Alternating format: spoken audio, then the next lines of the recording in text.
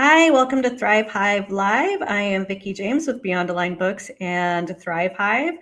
With Thrive Hive Live, we are taking 21 weeks to go through 21 steps to launch your business, looking at the nuts and bolts of launching a business, because you may be great at as a nutrition counselor, but as far as building a CRM and a website and tracking, like all that stuff, it's new. You haven't done it before. So I'm here to show you the way based on my own experience and the experience of others in the Hive. So really these 21 steps, they're the nuts and bolts of building a business. I don't focus as much on the mindset and the motivation and all those kinds of things. Although the first couple steps, there's a little bit of that. But really looking at like, what does it really take to do this? And so today we're going to look at an email list. Do you need one? How do you get one going? What's the purpose? What are you going to do with it? And that's the kind of thing we cover at Thrive Hive. Last week, we talked about your first landing page. Next week, things get real serious. We have talking about your scheduling and payment system. So you're ready to start taking on clients and get the money for it. All right. So with that, so in the description, there is links to the course workbook. So you can download the workbook I'm about to pull up.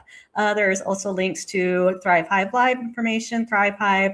And I got this brand new thing I just launched. I'm going to throw it in the comments here. And that is this assessment. So you can take an assessment to see how well are you versed in the 21 steps. And for example, maybe you never thought about having an email list. Maybe you didn't realize that. Maybe that's something you should consider. Then you would score that low in your assessment. Or on the other hand, if you're using one, you'd score it high. But the point of it is to see these 21 different areas and find out what you maybe don't know versus the things you don't know versus the things that you know. So that's what the assessment is all about. So I did throw the link in the comments and also in the description so that you can find out where you stand on your journey of building a business. All right, so you can check the course description for more. And a note about comments. So comments is where we build community here with Thrive Hive Live. I can't talk to you, I'm talking to you. I can't see what you're saying. You can't talk to me directly, but I can see your comments, and that's how I know you're there. Also, you can see each other's comments, and I'm hoping that you all talk to each other liberally, lean in, explore this topic as we go together, connect with each other, because Thrive Hive is really about community and building out our community of connection so that we can get support from others to lean into as we start to build our business with confidence. So please do talk to each other in the comments, connect with each other, and we will build a beautiful community together. All right, with that, I will launch our workbook for step 9, which is your email list. Oh, the link didn't come through. Okay, sorry about that. So the link to the assessment is in the description as well. So sorry, my little experiment of first time doing a comment through the, oh, maybe this way. Let's go that. I'm not sure you can link this. There we go. Sorry. Working through new uses of the technology, so stumbling a little bit, but it's all fine. But I will say the direct link to the assessment is in the description, so you can get it there. And here's more information on that assessment. All right, so with that, let's go ahead and get started with building an email list. And the first question is, why? Do I even really need it? Last week when we talked about your landing page, we talked about it being like social media is the farmer's market. And if you rely on social media, then you're beholden to the farmer's market rules and hours. But when you have your own web page, then it becomes your own. It's the same concept with your email list. So this is your opportunity to reach out to people who have said, I am interested in what you have to offer, maybe not to buy right now, but more information. I want to stay in touch. And these are people who, what we would call warm leads. And so having an email list is the opportunity to find out who is a warm lead and to communicate with them directly. So that's the power of the email list. Let's see. So what we'll cover, that's the little bit of the why. We'll get into that a little bit more. But like, once you start building an email list, how do you use it? How do you build it in the right way? And then how to avoid spam. Because if you have an email list, but everything you send goes to spam, not a lot of purpose there. So that is what we are talking about today. All right, so then going on. So when you're building your email list, I'll be really honest, it's kind of slow going. It's an organic thing that you're trying to build out. Who is interested in what I have to say, who wants to follow along, who might be interested in future offers. And so it's kind of a slow process to start building this out, but start today. Like start finding out who is interested. And it might be somebody from a networking event who like let's schedule more. I want to learn more about your business. That's a potential candidate for your email list. Now, I'm not going to say don't add them right away because we'll talk about this more, but you want people to opt in for your email list. But you're going to find the people is who is interested in what I have to offer, what I have to say, what I have to refer, that I need to keep in regular contact with. I almost said constant contact, which is hilarious because there's actually an email provider called Constant Contact. Now I figured out where they got their name from. All right, so it is a little bit slow to build your list, especially initially. And we'll talk more about lead magnets in a bit as well. But that's when you start getting the great lead magnets, you start getting more people visiting your website, then it grows a little bit faster. But you want to, don't wait to start, start building the list now. All right, oh, weird. All right. So another reason to start building out your email list is sometimes when you're looking to collaborate, maybe it's be on a podcast or enter a collaboration for whatever it might be, having people on your email list is something that matters to some. Maybe if you want to speak at a summit and you're applying to speak at a summit, one of the things they're going to ask is like, how many people do you have contact with? And so your email list is part of that.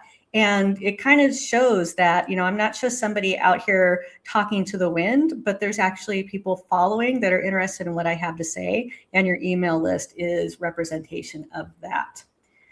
So now, one of the things I would urge you to think about is if you could reach your potential buyers directly, what would you put in their inbox? And we'll talk more about emails and how to think about what to put out there. But if you knew that Sally from whatever was interested, then what would you put in Sally's email box to know what's happening? All right, let me see. Sorry, hold one second, folks. I just realized all the comments are showing up on the stream, and that just might be the way it is for today.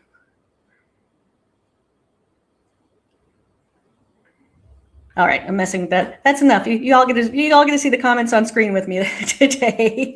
All right. So yeah, when you're thinking about your email list, it's like, well, what would I send out through it? Is it a new offer? Is it a poll? Is it a sample of your work? Is it a lead magnet down the road? So many opportunities, but the email has to exist. The email list has to exist for that to be true. All right. So moving on. Let's go ahead and go to part 2. So that was the why. But now we want to think about, okay, so we're sold. We need an email list. Like, okay, now that I'm starting to get it, how do I use it? Now, I will say when it comes to the emails that you send, if your email is come by my thing now, probably not going to work really well. You're going to get a lot of unsubscribes or people are going to ignore. And that's not the point. We're trying to build relationship, build connection, build interest. And that doesn't happen if we're too quick to the punch on trying to sell something. So instead, we're going to share helpful articles, updates on things that we're doing. Maybe it's some behind the scenes of what's happening. Holiday greetings, this is a good time to do that. Or just announcements about you and your business. And so it's a way to keep those who are interested in you and your business informed of what's going on and offer value just as much as you can. All right, before I move in, I'm going to reiterate on the comments. So I think a few more people have joined, and I'd love to see who you are and where you are and what you're building. So please drop some information in the comments, and please talk to each other in the comments as well. So you all have others in the room have had experience with this, and I'd love to hear about it as we go, and also connect with each other because we're building a network here, a community where we can learn more together. So that's my little PSA on the comments before I move on. All right. So another reason or another way that we can use our email list is maybe as a focus group. So like, let's say you're thinking of a new offer, like, oh, I've been offering this course, but maybe I could turn it into one-on-one coaching. And so your email list is a way to be like, hey, people who know about me and my business, if I were to offer something like this, is it something that might be of interest to you or something you'd be able to refer? So they can start to get a better understanding of what those opportunities are. So that's another great use of your list. And the final thing, as far as like using the list, is timing. And I would recommend that you keep it to about once a month. Too much and people will ignore you, too little and they'll forget you exist. So one of the purposes of the email list is with purpose, with intention.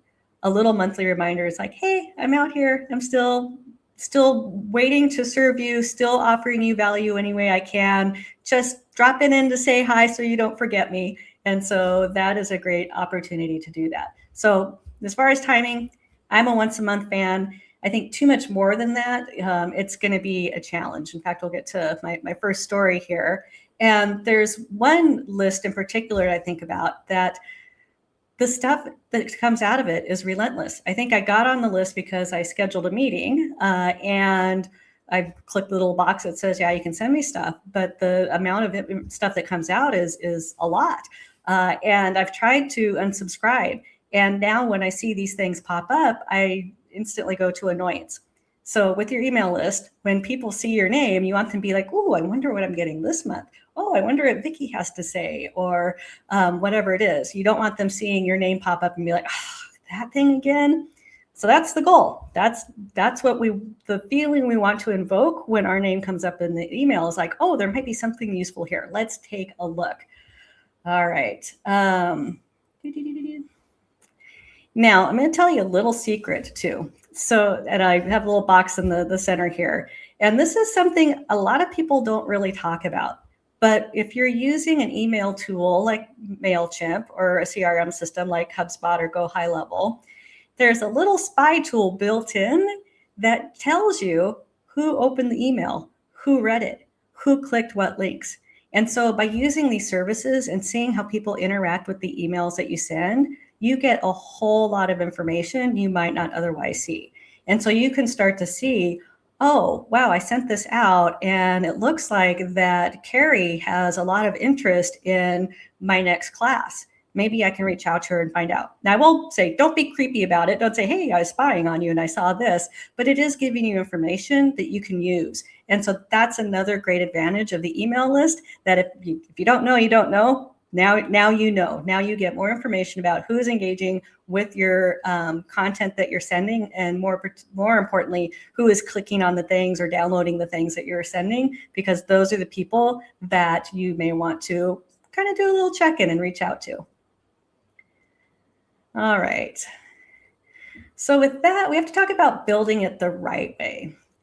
Oh, here we go. We got some crock brain stuff going on. Yes, pass, simplify, block.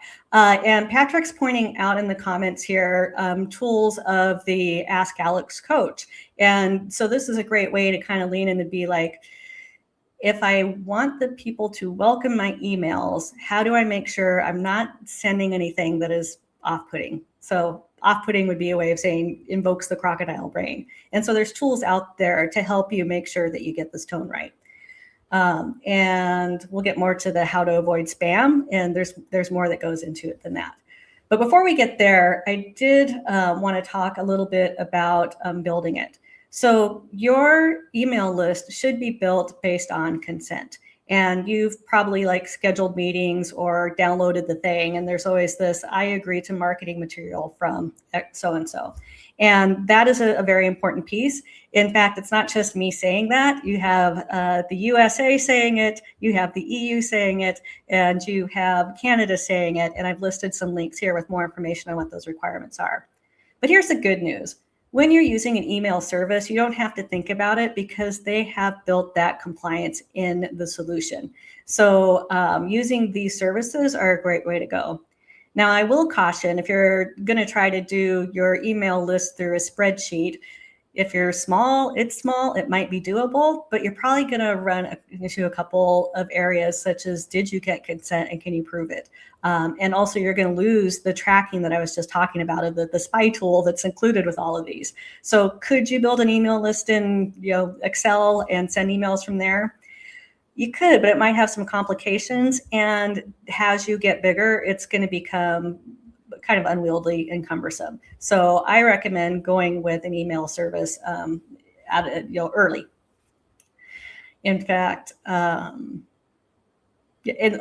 other point we want to call out is people have to be able to unsubscribe, and that's not a bad thing. If somebody unsubscribes to your list, it just means they're not interested in what you have to offer right now. And now you know, okay, I don't need to spend energy on these people. And so having that opportunity to unsubscribe. And I talked about my experience earlier where and this one happens to be text messages. I can't make the text messages stop. And that's not the way it should be. And, we want to be supportive and accommodating of the people that are supporting our business and may buy from us down the line or refer to us down the line. So we're going to honor whatever they want, and that's making it easy for them to unsubscribe.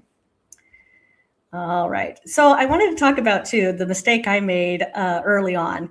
And that is, I had a HubSpot and people were scheduling meetings with me, but I didn't have the thing turned on the form that says, I consent to marketing emails. And so I have this great CRM system and I have a whole bunch of emails, but everything is set to a non-marketing contact. And all I had to do was put in one little thing that said, yes, I agree to receive occasional emails. I put a little caption in there too, just to make sure I didn't get spammy stuff. And all of a sudden, my list started growing. So these little things make a difference. And that's what I want to help convey to you as we go through this. I also want to talk about kind of this in the middle.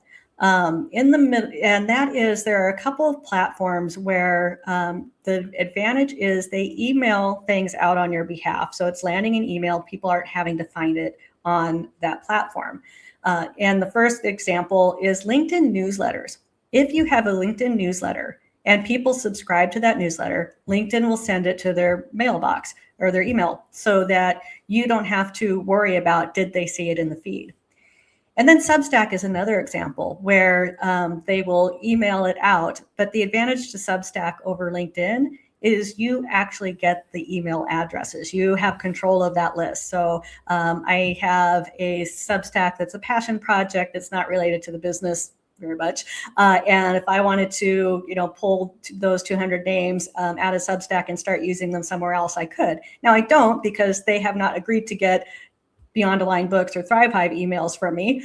They're looking at my Align and Thrive blog. And so I don't, push those, don't cross-pollinate those without intention. But the idea that, yes, I do have an audience in Substack as well. I can get those emails. I have an audience in LinkedIn who sees my articles when I post them.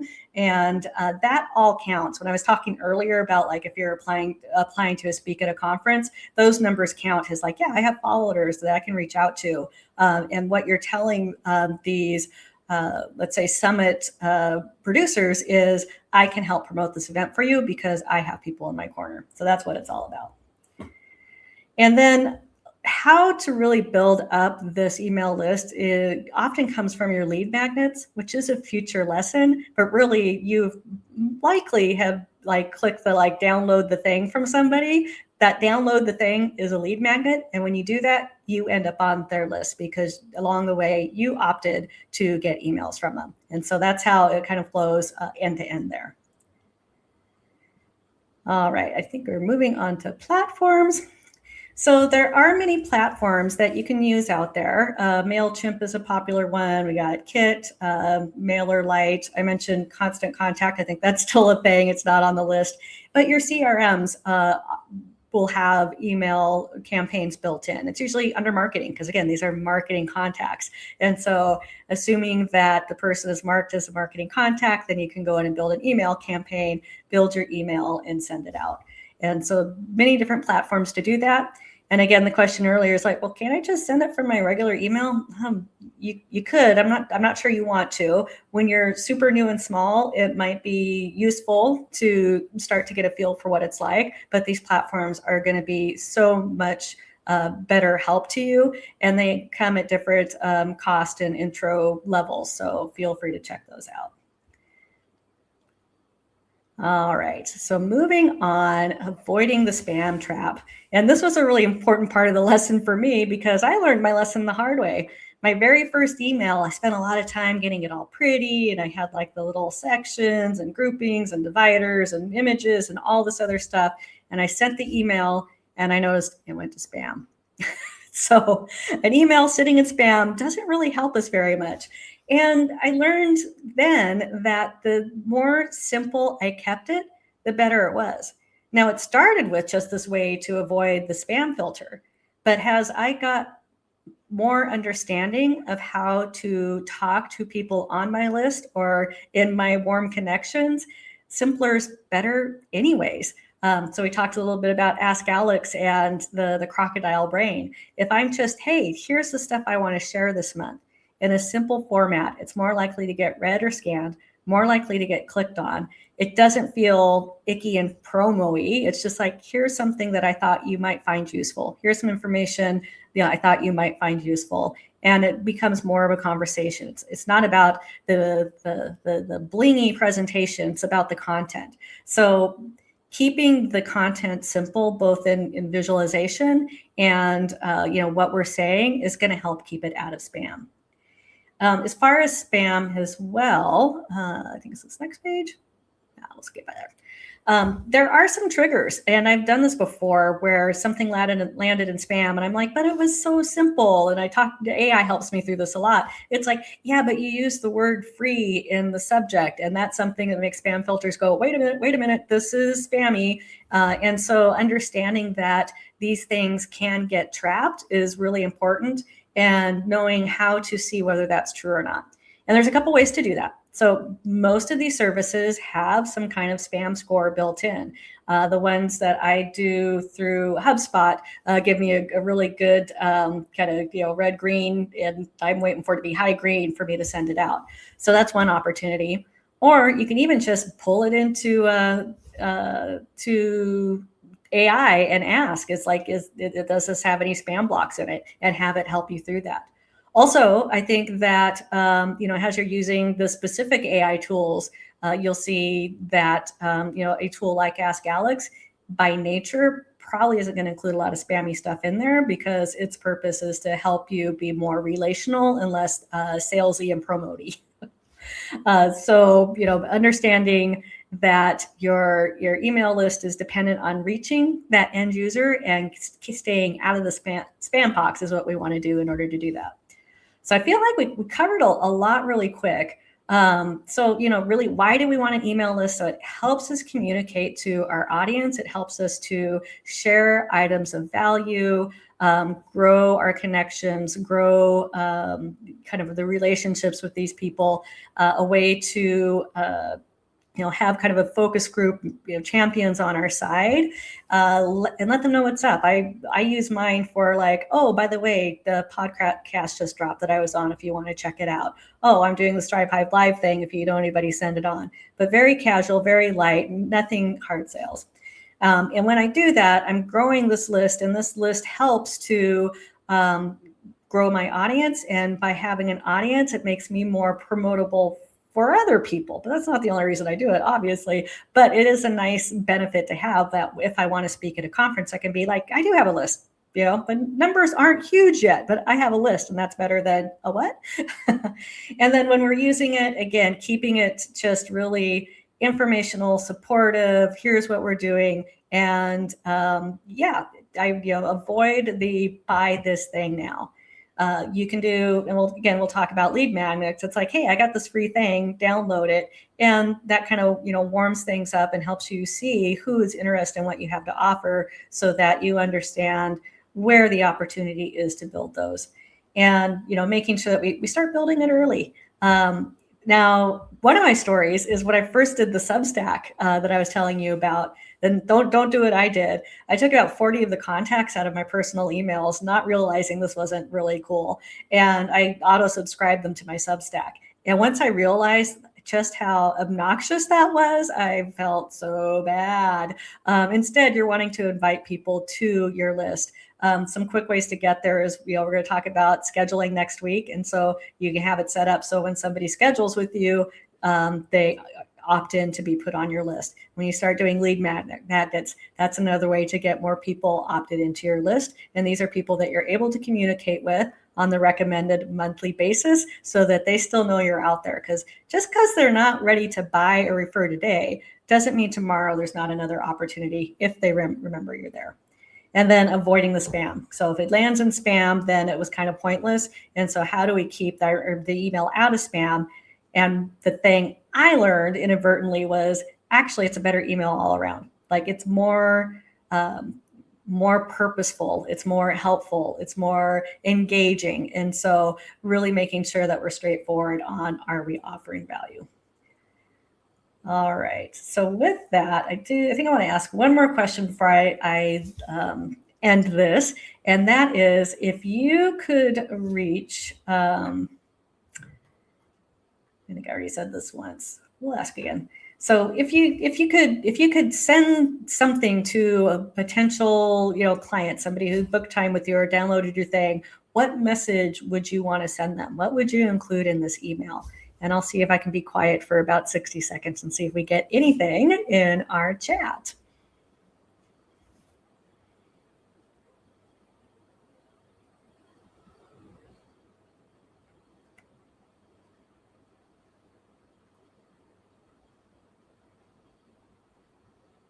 Oh, and while I'm waiting for those to come in, also I shared that in the description for the event, you'll find links to the assessment, also downloading the course workbook.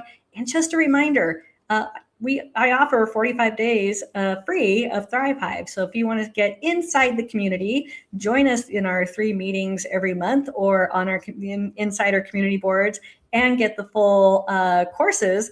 You're, again, free for 45 days, no strings attached, no credit card required. So I hope you'll come into the Hive and check things out at a different level.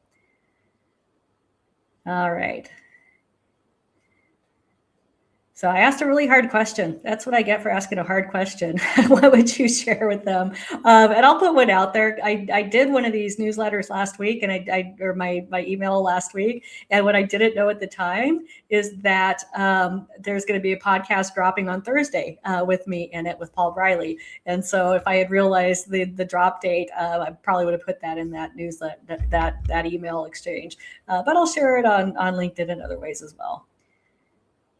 Oh, Cam Tayo is your market discovery approach. Simple, direct way to ask, what work do you need? Oh, that is so true and so helpful. And our earlier steps talk about as we're deciding on our offer and starting to talk about what we do, the number one thing is, what is the opportunity? What do people really need? Not what do I think they need, not what problem do I solve, or not this is what I do, but what do you need? And what does solving that look like? So thank you, Kawar, for your comments.